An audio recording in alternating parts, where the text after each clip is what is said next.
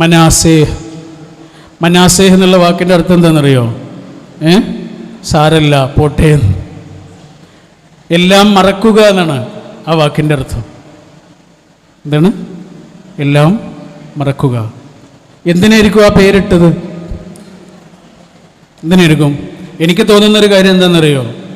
ആ കുട്ടി വലിയ കുട്ടിയോ അല്ലേ, വലിയൊരു മോനാകുന്ന സമയത്ത് കുറേ കാലം കഴിഞ്ഞിട്ട് നാട്ടുകാർ ആ കുട്ടിയുടെ അടുത്ത് വന്നിട്ട് പറയും, നിന്റെ മൂത്താപ്പന്മാരെ നിനക്കറിയോ?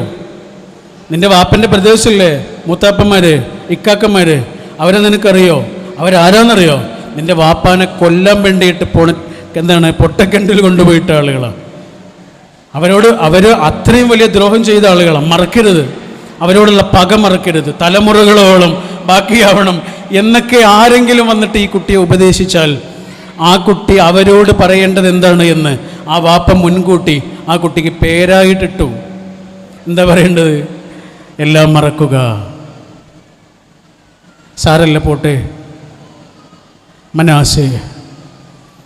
MTP എന്ന കുടുംബത്തിൻ്റെ തണലിലുള്ള ഒരേ റൂഫിൽ അന്തി ഉറങ്ങാൻ അത്രയും പാകത്തിലുള്ള കുടുംബങ്ങളാണ് നിങ്ങൾ. ഏതോ അർത്ഥത്തിലുള്ളൊരു രക്തബന്ധം നിങ്ങളുടെയൊക്കെ സിരകളിലൂടെ ഒഴുകുന്നുണ്ട്. ഈ കുടുംബത്തിൻ്റെ അന്തസ്സും സമാധാനവും വരാനിരിക്കുന്ന തലമുറകളോളം ബാക്കിയാകണമെന്നുണ്ടെങ്കിൽ മനുഷ്യൻ എന്ന അർത്ഥത്തിൽ നമ്മുടെ ഉള്ളിലുണ്ടാകേണ്ട ഏറ്റവും പ്രധാനപ്പെട്ട കാര്യം പരസ്പരമുണ്ടാകേണ്ട ഈ ഒരു കനിവാണ്, കരുണയാണ്.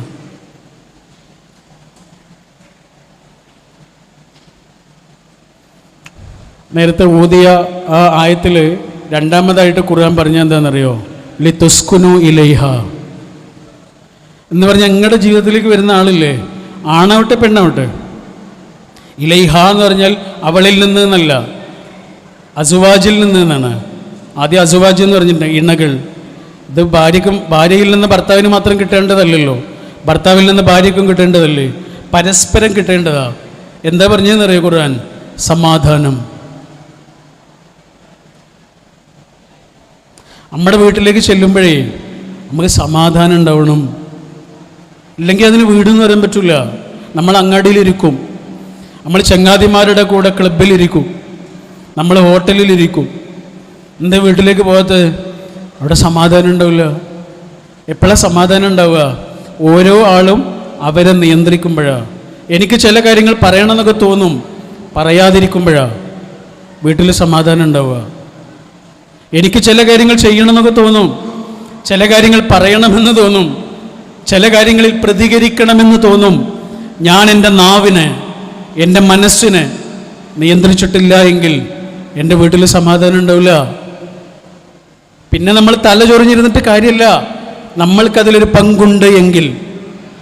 എല്ലാ മക്കളും ഒരുമിച്ചിരുന്ന് ഭക്ഷണം കഴിക്കുമ്പോൾ ഒരാൾ എന്തോ പറഞ്ഞു, മറ്റേയാൾ തിരിച്ചും പറഞ്ഞു, ഇയാൾ അങ്ങോട്ട് പറഞ്ഞു, ആകെ വഴക്കായി. എനിക്ക് ചോറ് വേണ്ടാന്ന് പറഞ്ഞിട്ട് ഒരാൾ എണീറ്റ് പോയി, മറ്റേയാൾ എണീറ്റ് പോയി, ആരും ഭക്ഷണം കഴിച്ചില്ല. പിറ്റേ ദിവസം ആ ചോറ് ഉമ്മ എടുത്തിട്ട് പൂച്ചക്കോ നായക്കോ ഒക്കെ ഇങ്ങനെ ഇട്ട് കൊടുക്കും. ആ ഇട്ട് കൊടുക്കുന്നത് ഒരു നേരത്തെ ചോറല്ല, ഒരു വീടിൻ്റെ സമാധാനമാണ്. Thank you.